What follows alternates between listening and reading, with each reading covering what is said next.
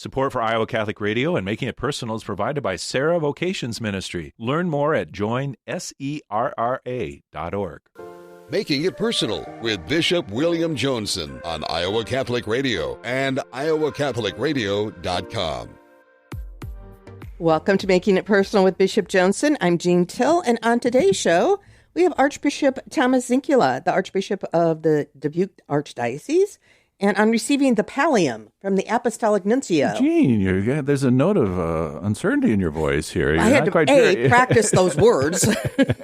And it's like a pallium. All will be revealed in this show, so do not trouble yourself. But excellent. No, here we are on the first Saturday of September, which that kind of throws some of us off because perennially it's the second Saturday. That's the high holy day of football in the state of Iowa. Iowa State football games. A holy day of obligation? Well, almost compulsory, must-see TV, but 2:30 p.m. this afternoon, Central Daylight Time, and Kinnick Stadium, the kickoff. So, again, a raucous affair, and two very solid teams who both have high aspirations for the year. So we'll see how that plays out. Kirk Ferentz certainly has Matt Campbell's number, but maybe things will realign as they did the past time. So, our friends in the Spirit Catholic Radio Network, a different sect of religious commitment. Right? Yeah. So, and again, hope springs eternal for them too.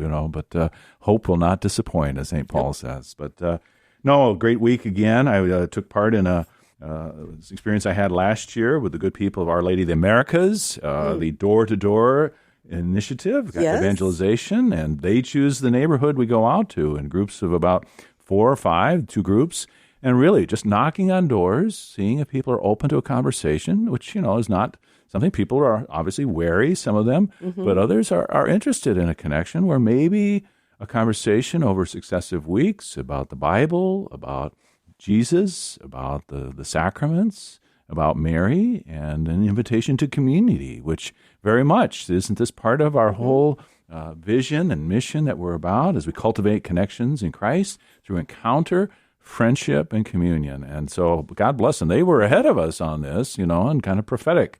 Well, and that first year, I bet they were scared.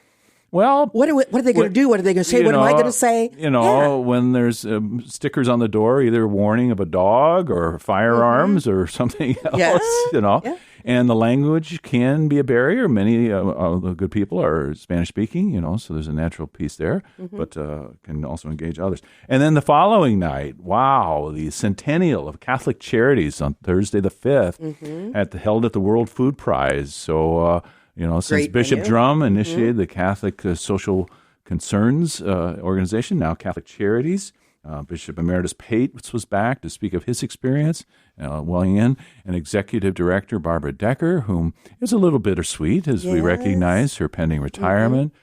She's given us 5+ years of excellent, professional, dedicated service, very selfless. She does so much behind the scenes, but that organization would not be where it is had she not led them to that point. So beautiful on that, and all that's unfolding. And then we'll talk about tomorrow's event with Archbishop Zinkula, which is our reason for the show here as well. Right.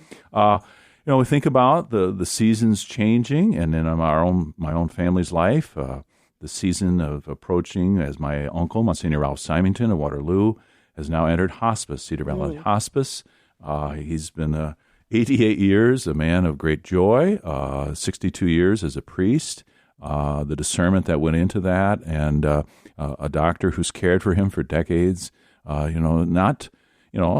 Uncle Ralph wanted to be tenacious to the end and have every medical intervention, but I think there's an acceptance that the Lord calling him. So we pray that he embraces his yoke in a graceful way to bless these days the people who are loving him, revealing the face of Jesus to them, overcoming the culture of death in so many ways. And hopefully that spirit with which a long-deceased priest of the Archdiocese, Monsignor Leon Connolly, said, in faith, I believe that death is the doorway to the greatest of all gifts, eternal life. And while I've not yet embraced death as a friend, I'm not paralyzed by it, nor do I see it as an enemy. I confess I'm not afraid to die, but at the same time, I must confess to being afraid of dying. So it seems that both Jesus and I have some work to do. Probably speaks to all of us and how we are. And may the graces afforded my uncle, Monsignor Ralph Symington, and the prayers of our listening audience, please, if you would. Yes. Know of our prayers, Bishop.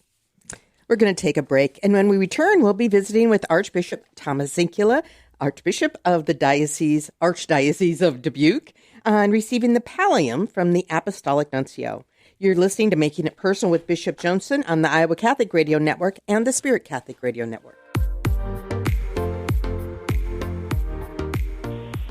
Welcome back to Making It Personal with Bishop Joensen. And on today's show, we're visiting with Archbishop Thomas Zinkula, the Archbishop of the Dubuque Archdiocese, on receiving the pallium from the Apostolic Nuncio.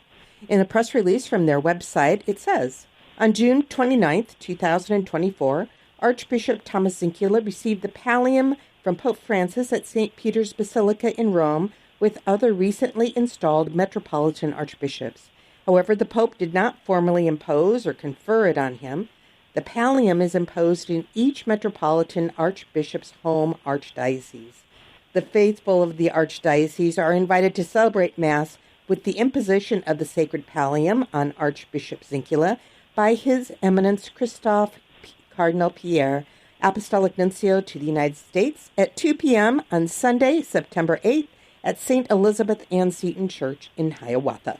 Okay, Archbishop Zinkula, thank you for being a guest on the show again here. It's good to have you. Sure, yeah. It's my pleasure. Thank you. So this is kind of a big weekend in the state of Iowa. There's a little football game going on down the road in Iowa City, and, I don't know if you have mixed allegiances here as an alum of the University of Iowa Law School, but then presiding over the good community at St. Thomas Aquinas in Ames and the Catholic Student Center for Iowa State.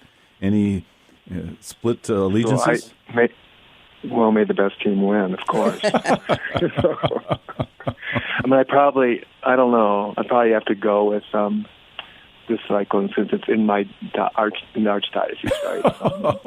Prudent, very prudent. Oh, you're a very wise shepherd. So yeah, that's how it works. Yeah, and and you're a pretty good judge of who the best team would be as a alum of Cornell and a most valuable player in your college days. So but your passions run in many directions as well. So, but that's down the road, and then in northern Greater Cedar Rapids in Hiawatha, the installation or the imposition of the pallium. So we've got two kind of movements here of this pallium. The one with the encounter with the Holy Father, and then his representative of the United States, Apostolic Cardinal Pierre, being Apostolic Nuncio. So talk to us about that, and we kind of want to hear about your experience in Rome as well. Yeah, so that's a new thing with Pope Francis. It used to be the archbishops, newly installed archbishops, would go to Rome, and there'd be the Mass and the Feast of Saints Peter and Paul, the two premier apostles, on June 29th at St. Peter's. And so there'd be the Mass, and he'd bless the pallia, and then impose it at the end of the Mass. But Pope Francis prefers that you do that back home, so more people can experience it. So I went there for that at the beginning of the Mass. One thing's kind of cool about it. At Vespers, they put the pallia down by St. Peter's tomb, so overnight, and they go down there the next morning at the beginning of Mass, and they bring them up and take them to the Pope, and he blesses them. And then they take Is there them away. any transformation that occurs? Are they smell more fragrant, like roses or anything? Is there down near the crypt? Yeah, I wasn't close enough to tell. Well, then they take them away and they put them in these boxes. And, it's kind of like Chrism Mass, where the oil's blessed and they whisk them away and put them in the little containers for different parishes. But so then at the end of Mass, you go up to him and he presents it to you, and, give you words and shake hands, and so then you take it home and do the nuncio comes again for the imposition. So you put it in your checked luggage, or do you hold it in your lap on the plane on the ride home? It was in my carry-on. Okay. For sure. Right. Oh, so did you arrive a few days early, and was there a chance to kind of fraternize with the other archbishops, or am I correct? Was it Archbishop Coyne? Was the only from the United States? Right. There's just the two of us. I wasn't able to. Well, there was that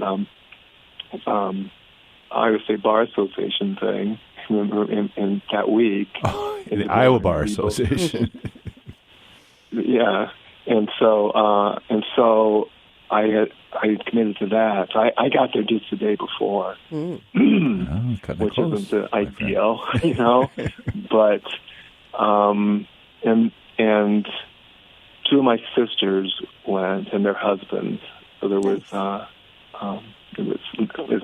it's fun to share it with them. We stayed a few extra days after, so that we can do some things around Rome. And then one of the seminarians was there for a seminar, one of the Dubuque seminarians, so he came as well. Wonderful. So there wasn't really, there was nothing. You just show up and there's, you just run into the other archbishops while you're getting ready. And here's genuine curiosity. Do they provide a room for you in the Casa Santa Marta, the kind of papal hotel, or not?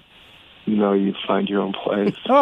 Fine thing. And get this, and so my sisters, one of my sisters found a place in between John Lateran and St. Peter's. It was kind of a nice spot. That's a broad stretch. Okay. Yeah, and the guy, and we found out while we were there that the guy who owns it and his wife. So the guy, he's from Des Moines.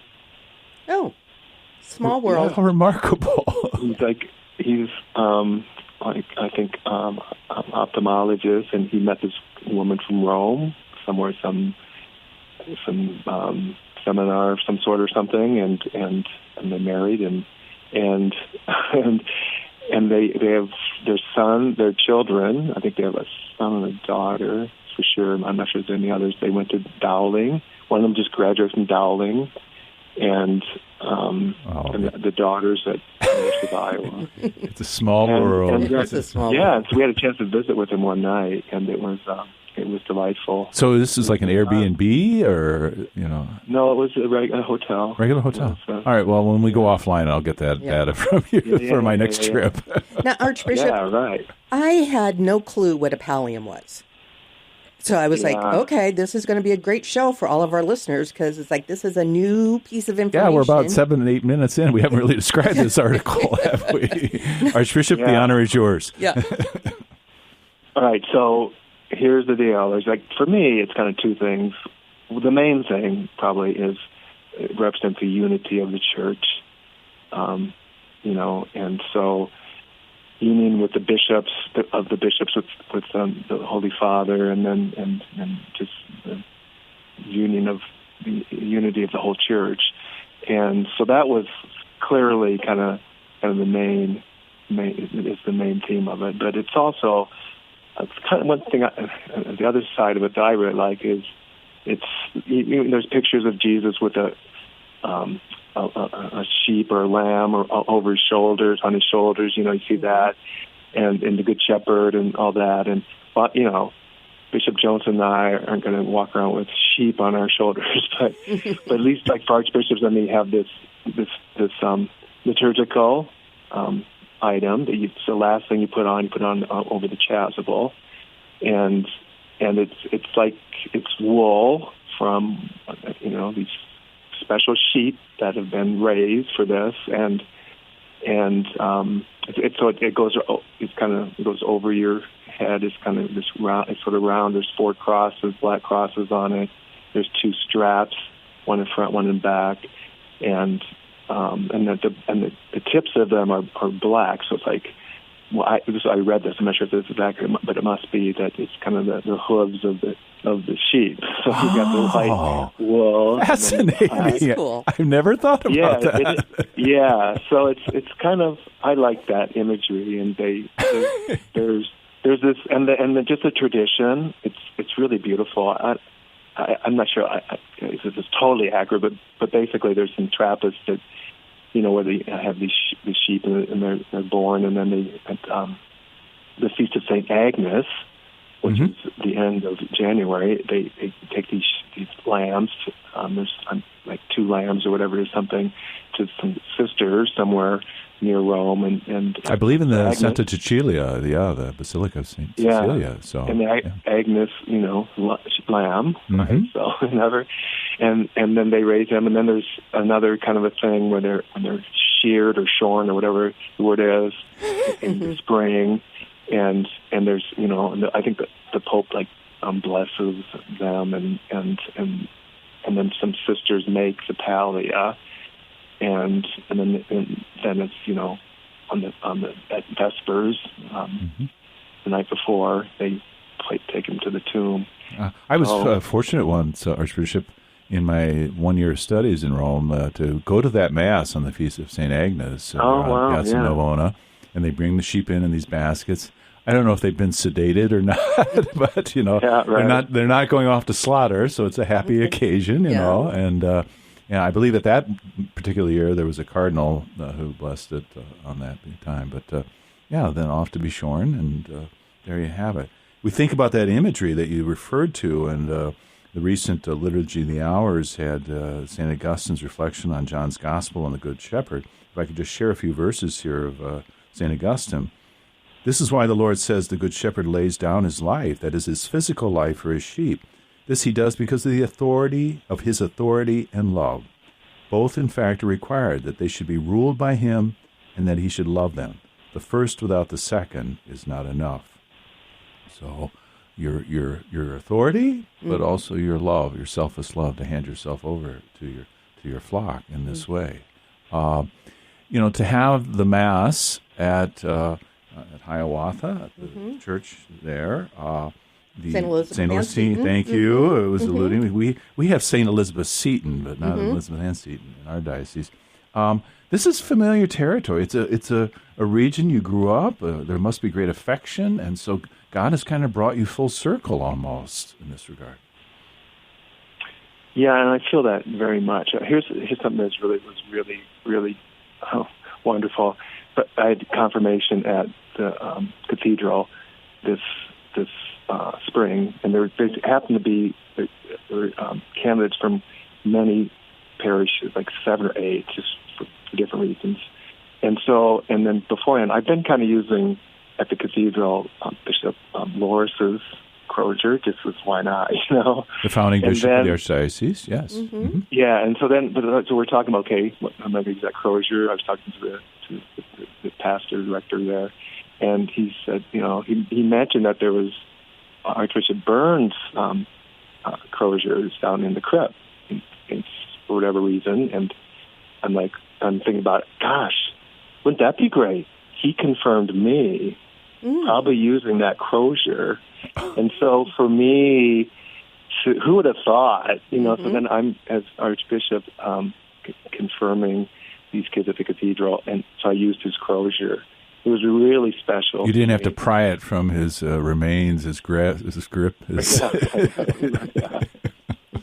Yeah. That is. I mentioned that to everybody. I mentioned that to the people there. I don't know if they didn't care, But for me, it was that was really, in terms of the coming full circle kind of thing. Like, wow, this is really. Yeah, and a man of the land from Mount Vernon, the farm outside Mount Vernon in this way, so very close to your roots. You had discretion on the selection of the church. Was it pretty pragmatic? Right. The capacity? Yeah, and try to get it not, to Butte, because it's at the edge of the diocese, of course, and more central, and for people that couldn't come to the installation. And then also that they had their live stream is really good there, So, and there's space for people to have something to eat afterwards. There's another feature of the pallium, the nails. I know once I was asked to kind of place the nails in an archbishop when I was assisting as a transitional deacon for an ordination. Talk to us about those. Right, so there's 3 nails, and I'm not sure where they go. I have it somewhere, but there's the nuncio will probably help you out with that, right?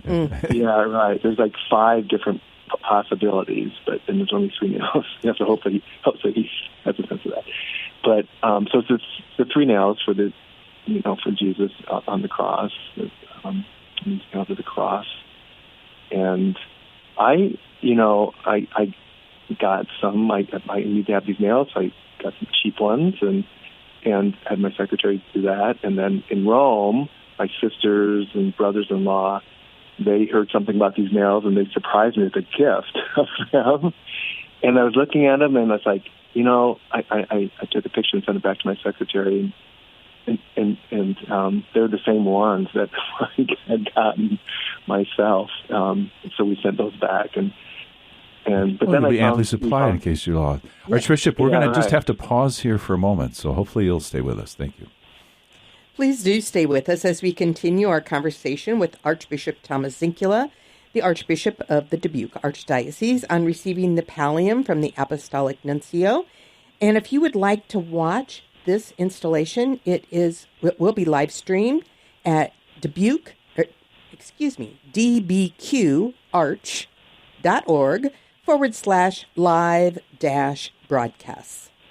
You're listening to Making It Personal with Bishop Joensen on Iowa Catholic Radio Network and the Spirit Catholic Radio Network. Welcome back to Making It Personal with Bishop Joensen. So we're thinking about the placement of the nails and obviously the willingness to lay down your life for your sheep, symbolized in that. And you will have an ample supply to draw from on that. Right. How the occasions, I don't have a sense how frequently an archbishop would wear the pallium, and is that up to your individual discretion? I've asked other archbishops about that, and they each have their own style for that. Some wear it a lot, others hardly at all. So obviously, everybody's going to wear it when you're ordaining priests or deacons, Chrism Mass, Christmas, Easter, obviously, but some of them, that's about the only time that they wear it. Others wear it like most of the time, even like school masses, and which you wouldn't think, it's just a regular weekday mass normally. But I use the Marr and the Crozier at those masses because it's kids, they love that stuff, right? Mm-hmm, they do. And so with the pallium, it could be a teachable moment for them as well. Mm-hmm. And then you will have the distinction of being the ordaining prelate for Bishop-elect Dennis Walsh of the Diocese of Davenport on September 27th. Is this your first time ordaining a bishop? Yes, right. So it'll be to figure that out. When I was ordained a bishop for Davenport, it was 2 weeks later. I was ordaining a class of permanent deacons. So I was like, okay, I got to, I guess I got a quick learning curve here. So yeah, a few months as Archbishop, and I'll be doing that. So I'm, a little nervous about that because there's lots of people there and bishops, other bishops and priests and whatever. So I'll be doing my homework. Well, thanks for your transparency. I do remember one of your predecessors, Archbishop Hannes, when he ordained Bishop Nicholas, he was a bit nervous about that. I know he wanted to make sure, not just valid, but that it would be appropriate. And Archbishop Jacobs was ordaining me. I was the first one he ordained, and he was very nervous. And it's not like him. He was kind of about the oil, how much oil and on the head, and how do you do that exactly? And yeah. He didn't. Well, thanks for breaking him in because he didn't seem nervous for me at that point. So, very good. Talk again. We kind of motored right through it, but an archbishop and the relationship that you have with the dioceses in your province. Yeah, it's more kind of a structural thing and good order. So, like, I can't tell Bishop Joensen, you, or any other bishops what to do. You have full authority in your diocese, and others do as well. But it's like kind of, maybe like first among equals. Where somebody needs to kind of oversee the province. And like, there's not a bishop at this point in Davenport, so I went down there to ordain a couple men bishops, priests. Somebody needed to do that. Chrism Mass, and Archbishop Hannes went to the city a couple of times, I think, to celebrate the Chrism Mass when he was Archbishop. And like if they hadn't chosen a priest to be the administrator of Davenport when I left, within a certain number of days, like 10 days, whatever it is, like it'd be up to me then to find somebody to do that. So things like that. Wonderful. Yeah, and as I feel very much the collaboration. There is a certain deference, but you never flex that in terms of your prerogative as Archbishop. And what we're called the suffragan bishops in the diocese is connected in the province with you as the historic and the present metropolitan. So thank you for your marvelous way of modeling what it means to be a good shepherd who helps to lighten the yoke and does not impose greater burdens too heavy to carry on others, your flock. So it'll be a day of great joy for the Archdiocese, and I'll be privileged to be present with you tomorrow just to witness this great event. And His Eminence, Cardinal Pierre, coming to Iowa twice in the month of September, once for your pallium imposition and then for the ordination and installation of Bishop-elect Walsh. So much to celebrate beyond football during these weeks. Right. This has been another edition of Making It Personal with Bishop Joensen. Thank you to our guest, to all of our listeners in Iowa, Nebraska, Wisconsin, or wherever you may be today on the Iowa Catholic Radio Network and the Spirit Catholic Radio Network. You can hear Making It Personal with Bishop William Joensen every week on Iowa Catholic Radio and iowacatholicradio.com. Support for Iowa Catholic Radio and Making It Personal is provided by Sarah Vocations Ministry. Learn more at joinserra.org.